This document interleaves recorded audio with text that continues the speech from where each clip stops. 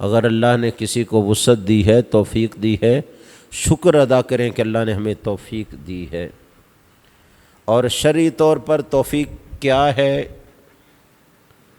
اس کو بھی سمجھنے کی ضرورت ہے۔ یہ نہیں کہ خود سے آپ نے حساب لگانا ہے کہ مجھے توفیق ہے کہ نہیں ہے۔ لوگ تو ہم نے ایسے بھی دیکھے ہیں، مجھے سے مسئلہ پوچھنے لگے کہ 28 تولے زیور ہے میری بیوی پر، وہ زکوٰۃ دے گی، قربانی دے گی؟ میں نے کہا کیوں نہیں؟ کہتے اس کے پاس پیسے ہی نہیں ہیں۔ 28 تولے زیور کی مالکن ہے اور پوچھا یہ جا رہا ہے اس پر قربانی واجب ہے، زکوٰۃ واجب ہے، پیسے نہیں ہیں تو زیور کا کچھ حصہ بیچ کے اس فریضے کو، وجوب کو نبھائے۔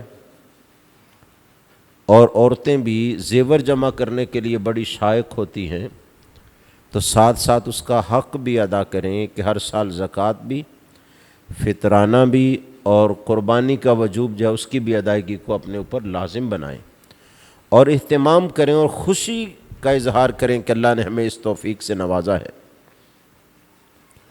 52.5 تولے چاندی کی قیمت آج کے حساب سے 1,45,425 روپے اس کی قیمت بنتی ہے۔ آج میں نے تازہ حساب کیا ریٹ اور قیمت کا پتہ کروا کے، تو گویا ہر وہ شخص جس کے پاس عید کے 3 دنوں میں قربانی کے اوقات میں 1,45,425 روپے یا اس مقدار کے برابر زیور یا مال تجارت موجود ہو، اس کو وسعت ہے، اس پر قربانی واجب ہے۔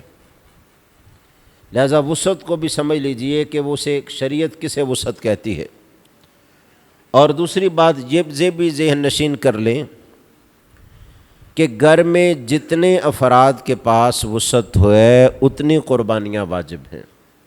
ایسا نہیں کہ 15 افراد پر ایک گھر مشتمل ہے اور ان کا کھانا ایک جگہ ہی پکتا ہے، تو یہ سمجھا جائے بس کوئی ایک قربانی کر لی جائے تو سب کی ہو جائے گی، یا سربراہ کی طرف سے کر لی تو سب کی ہو گئی، یا تقسیم خود ہی کر لی، ایک دفعہ باپ کی طرف سے، پھر ماں کی طرف سے، پھر بڑے بیٹے کی طرف سے، پھر چھوٹے کی طرف سے، یوں خود ہی ترتیب لگا دی، تو یہ جائز نہیں ہے۔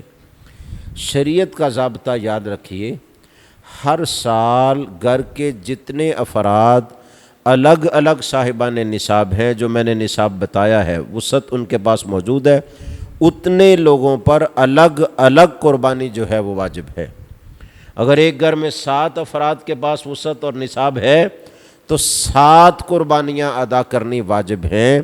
اور یاد رکھیے جس کے پاس وسعت ہو وہ اپنی قربانی چھوڑ کر دوسرے کی نہیں کر سکتا، حتیٰ کہ یہ نہیں کر سکتا کہ وسعت تو میرے پاس ہے، چلو باپ کے پاس نہیں، قربانی باپ کی طرف سے دے دیتا ہوں۔ اگر وہ کسی اور کی طرف سے دینا چاہے تو 2 قربانیاں کرے گا، پہلی اپنی جو وجوب ادا کرے، پھر دوسری وہ کسی کی طرف سے بھی کرنا چاہے تو کر سکتا ہے۔